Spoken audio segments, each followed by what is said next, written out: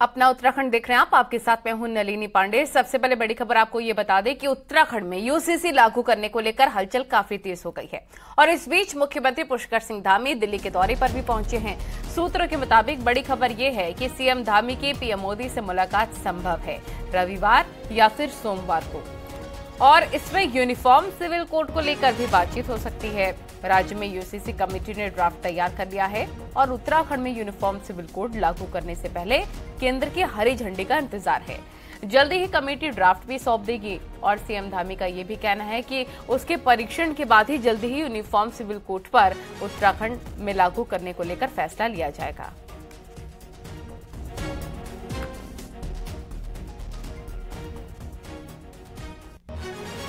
30 जून को उन्होंने हमें बताया है कि उन्होंने अपना ड्राफ्ट पूरा कर लिया है और कुछ समय बाद वो सारा प्रपत्र तैयार करके हमको सौंपेंगे और सौंपने के बाद जो आगे प्रक्रिया होती है उस प्रक्रिया के तहत हम आगे बढ़ेंगे। क्योंकि सरकार भी उसका परीक्षण करती है और उसको विधिक रूप से भी देखेंगे और देखने के बाद लागू करने की दिशा में आगे बढ़ेंगे।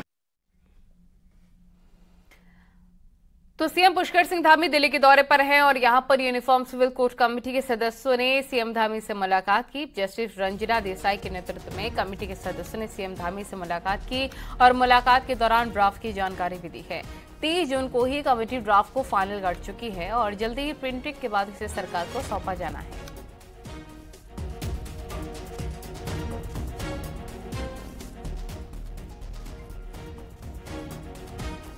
खबर चमोली से। यहां पर बद्रीनाथ हाईवे एक बार फिर से बंद हो गया है। इस बार लामबगड़ के पास हाईवे बंद हुआ है। यहां पर खचड़ा नाला उफान पर है। पिछले करीब 2 घंटे से यहां पर ट्रैफिक रोका गया है। खचड़ा नाला पूरी तरीके से उफान पर है। बारिश कम होने के बाद नाले का पानी कम हो जाता है और उसके बाद ही हाईवे पर ट्रैफिक को चालू किया जाएगा।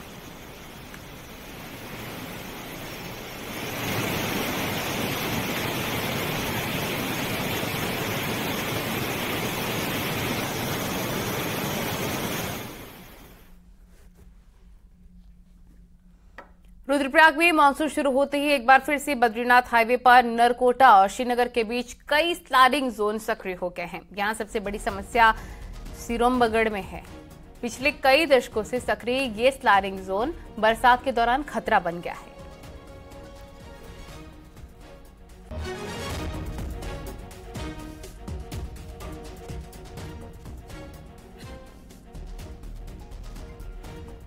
जोशीमठ के प्रभावित इलाकों में लगातार बारिश की वजह से क्षतिग्रस्त मकानों के आसपास बड़े बड़े गड्ढे पड़ने शुरू हो गए हैं और इसके साथ ही सुनील वार्ड में यहां सबसे पहले दरारें पड़ी थीं। वहां पर बारिश की वजह से एक बड़ा गड्ढा हो गया है। प्रशासन का कहना है कि मौके पर पहुंचकर स्थिति का जायजा लिया जाएगा। मानसून की बारिश अब सबको डराने लग गई है।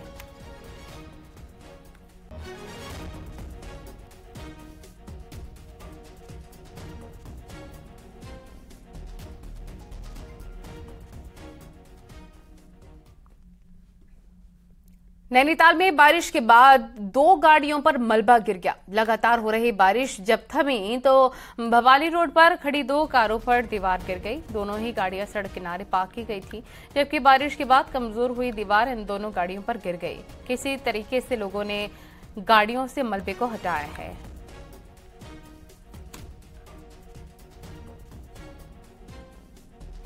दिन के लगभग 1:30 बजे के टाइम में हुई। ये ऊपर जो दीवार थी, काफ़ी बारिश होने के बाद ये दीवार में काफ़ी पानी पी लिया था, इससे वो दीवार नहीं गिर गई। कितना नुकसान हुआ होगा? इसमें 2 गाड़ियों को काफ़ी नुकसान हुआ है। नुकसान का आकलन तो बाद में ही होगा।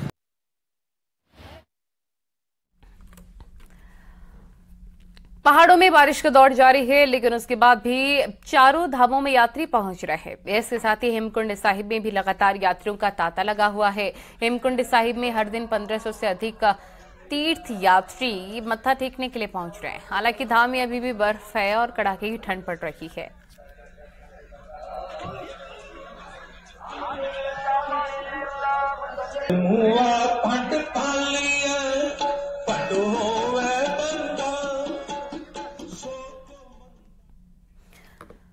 और पौड़ी शहर में इन दिनों गुलदारों की चहलकदमी से लोग काफी सहमे हुए हैं। शाम होते ही गुलदार घनी आबादी वाले इलाकों में पहुंच जा रहे हैं और हाल ही में गुलदार बुआ खाल मांडा खाल मार्ग में एक कॉलोनी में घुस गया। गुलदार की चलकदमी एक मकान में लगी सीसीटीवी कैमरे में कैद हो गई। वहीं पौड़ी शहर में लगे कंडोलिया के पास एक साथ 2 गुलदार दिखे, जिससे लोग और भी ज्यादा सहमे हुए हैं।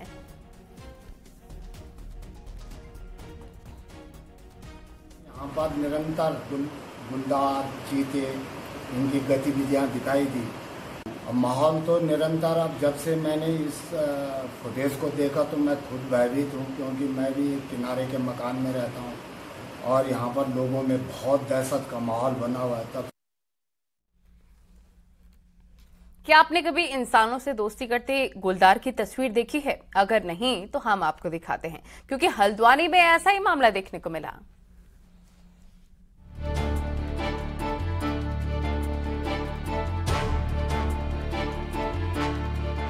उत्तराखंड में शहर से लेकर गांव तक इन खूंखार लेपर्ड यानी गुलदारों का आतंक है। इनमें से कुछ आदमखोर पिंजड़ों में बंद हैं, तो कुछ अभी भी लोगों के लिए खतरा बने हुए हैं।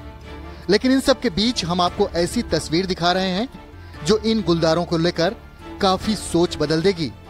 इंसानों से अपने बदन की खुजली करवाती गुलदार की ये तस्वीर कहीं विदेशों की नहीं, बल्कि नैनीताल जिले के वाइल्ड लाइफ रेस्क्यू सेंटर की है, जहां आशी नाम की ये गुलदार रेस्क्यू सेंटर के डॉक्टर और स्टाफ से इतनी फ्रेंडली हो चुकी है कि इनके हाथों से खेलना चाहती है।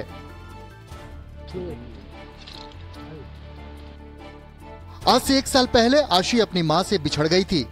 काफी कोशिशों के बाद भी इसका अपनी मां से मिलन नहीं हो पाया, जिसके बाद उसे रेस्क्यू सेंटर लाया गया। इसी तरह नन्ही आशी अब कंप्लीट गुलदार बन चुकी है। आशी की ये फ्रेंडली तस्वीर वाइल्ड लाइफ लवर्स के लिए एकदम अद्भुत है। हल्द्वानी से न्यूज़ 18 के लिए शैलेंद्र नेगी की रिपोर्ट।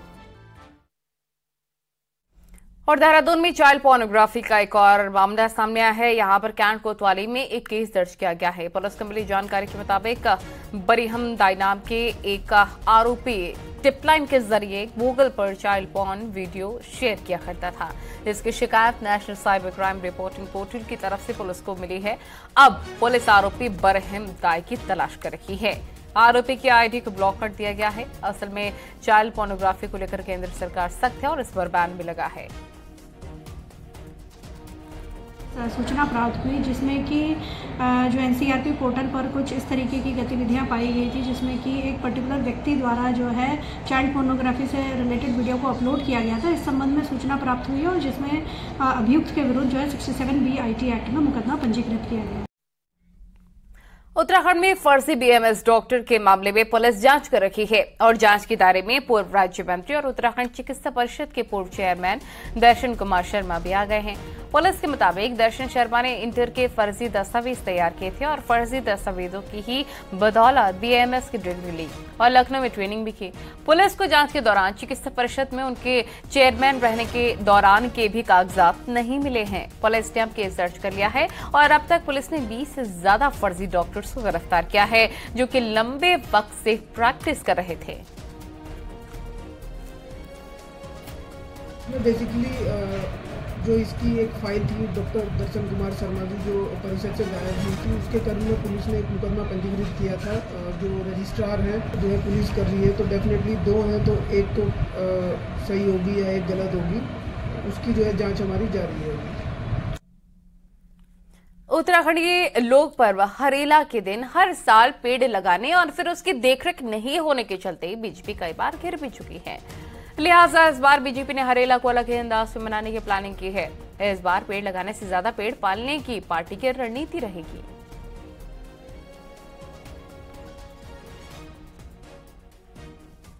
इस बार हमने आह्वान कुछ और भी किया है। जहां हम वृक्ष लगाओ अभियान के साथ कार्यक्रमों को करते थे, इस बार वृक्ष पालो अभियान ये हमने लिया है और हम आग्रह करेंगे अपने सभी बूथ के कार्यकर्ताओं से जो सामाजिक जीवन में जो वृक्षारोपण को महत्व देते हैं, अब वृक्ष पालनों की बात करने वाले लोगों की इनकी सरकार को शर्म नहीं आ रही। इनकी सरकार में जितने जंगल जले हैं इतने भविष्य में पहले कभी नहीं चले। हम भविष्य की बात भी नहीं कर रहा, मैं तो अभी हाल के 6 सालों में देख रहा हूं सर्वाधिक जंगल जलने का आंकड़ा जो है भारतीय जनता पार्टी की सरकार में आया है। उत्तराखंड में नगर निकाय चुनाव से ठीक पहले 3 बच्चों की शर्त हटाने की मांग उठने लग गई है। निकाय चुनाव वो लोग नहीं लड़ सकते हैं जिनके 3 बच्चे या उससे ज्यादा हैं। ऐसे में विपक्षी नेताओं का कहना है कि 3 बच्चों के इस प्रावधान को सरकार को खत्म कर देना चाहिए, क्योंकि जो उम्मीदवार काबिल हैं वो केवल उनके बच्चों के कारण चुनाव नहीं लड़ पा रहे हैं।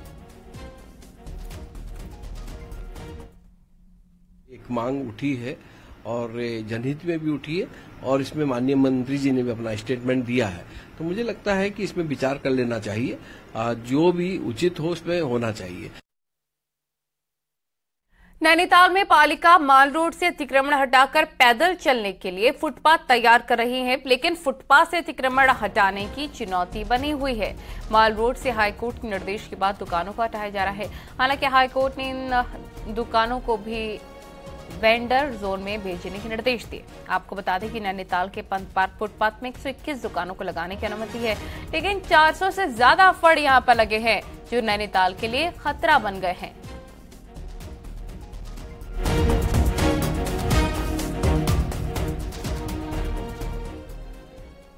हफ्ते भर पहले तक 40 रुपए से नीचे टमाटर मिल रहा था, अब 100 रुपए प्रति किलो से ज्यादा पहुंच गया है। हालांकि लोग तो इससे परेशान हैं, लेकिन उत्तरकाशी के यमुना घाटी के 5000 किसानों के चेहरे खिल गए हैं।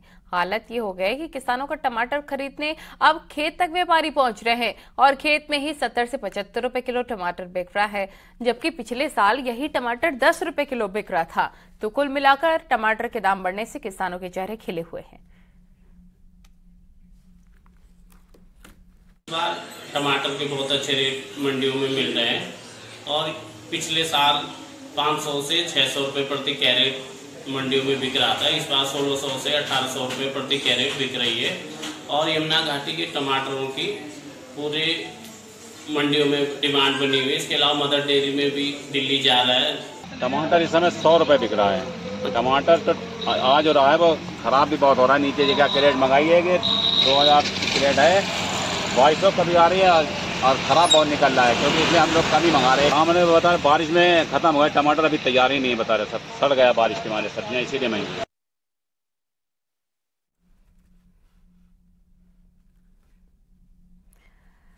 नैनीताल में वीकेंड पर पर्यटकों का जमावड़ा लग गया है। ईद के बाद टूरिस्ट नैनीताल पहुंचे हैं तो पर्यटक स्थल गुलजार हो गया है। बारिश के बाद भी पर्यटकों ने नैनीताल में जमकर मस्ती की और बोटिंग का लुत्फ उठाया है। बारिश और बादलों के बीच सैलानी रूहानी मौसम को देखकर काफी खुश नजर आए हैं।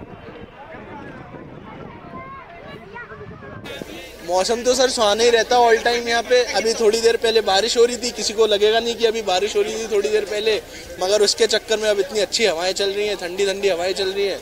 मतलब सभी के लिए अच्छा है। मतलब विंटर के भी कपड़े पहन सकते हैं लोग, समर के भी कपड़े पहन सकते हैं।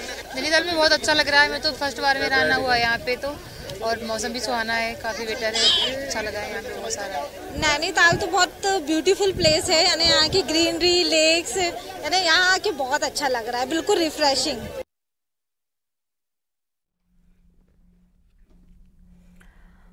नैनीताल में ट्रैफिक का प्रेशर कम करने के लिए सरकार रोपवे का प्लान जरूर बना रही है, लेकिन पिछले 5 साल में सर्वे तक पूरा नहीं हो पाया। ऐसे में अगले 1 साल में रोपवे से पर्यटक लाने का जो दावा हो रहा है उस पर सवाल खड़े हो रहे हैं। ये रिपोर्ट देखें।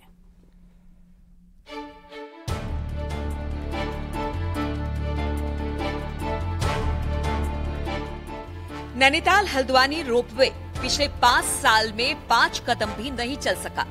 सरोवर नगरी में गाड़ियों का दबाव कम करने के लिए 2018 में रानीबाग से हनुमानगढ़ी तक रोपवे की प्लानिंग की गई। अब नेशनल हाईवे अथॉरिटी इसको तैयार करेगी। सर्वे पूरा करने के साथ जमीन की भी जांच होगी। हालांकि इस काम के दौरान सुप्रीम कोर्ट के उस आदेश का भी पालन करना होगा जिसमें बलिया नाले और आसपास की कमजोर पहाड़ियों का ट्रीटमेंट करना होगा। हालांकि दावा अगले साल में रोपवे से पर्यटन लाने का है। बहुत अल्प समय में मैं समझता हूँ अगले साल तक हो जाना चाहिए रोपवे।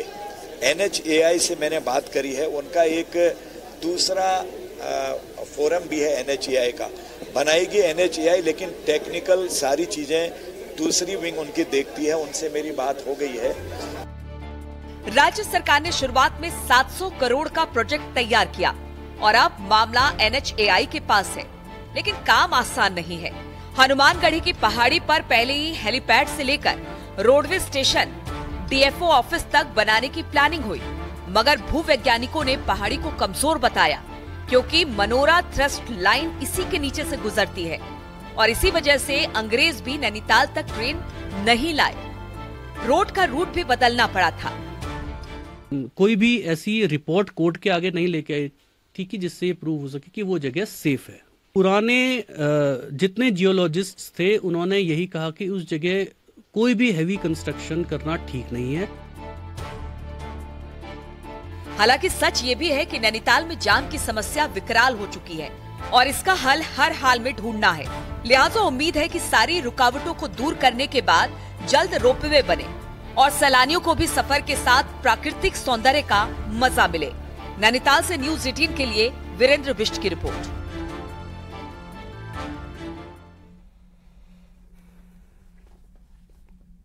और यहाँ वक्त हो गया छोटे से ब्रेक का। जल्द हाजिर होंगे कुछ और खबरों के साथ।